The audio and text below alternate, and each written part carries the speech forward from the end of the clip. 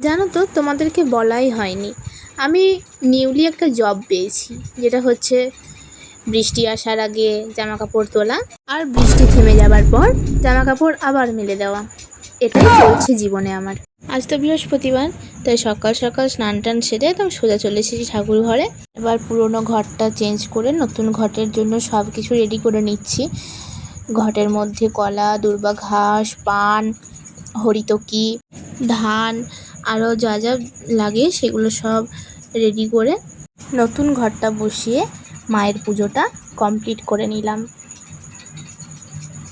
জীবনে সব কিছু মিস করা যাবে, স্কিন টনিক মিস করা যাবে। পৃথিবীতে একটাই মেয়ে আছে যে এখনো পর্যন্ত পার্লার যেয়ে পুজোর আগে ফেসিয়াল করায়নি। বাবার লক্ষ্মী মেয়ে, কিন্তু সমাজ আমায় মেনে নেবে? তো যাই হোক, ঘরেই নিজে কিছু হোম রেমেডি ট্রাই করে চেষ্টা করছি আর কি, নিজের মতো করে।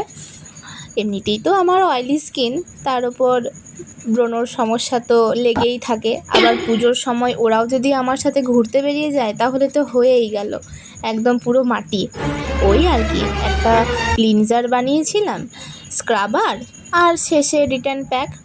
বিকেলে গিয়েছিলেন টিউশন পড়াতে, টিউশন পড়ানোর শেষে দোকানে কিছু জিনিসপত্র নেওয়ার ছিল, সাথে 1 প্লেট পাপড়ি চাট নিয়ে চলে এলাম বাড়ি। তাহলে টাটা।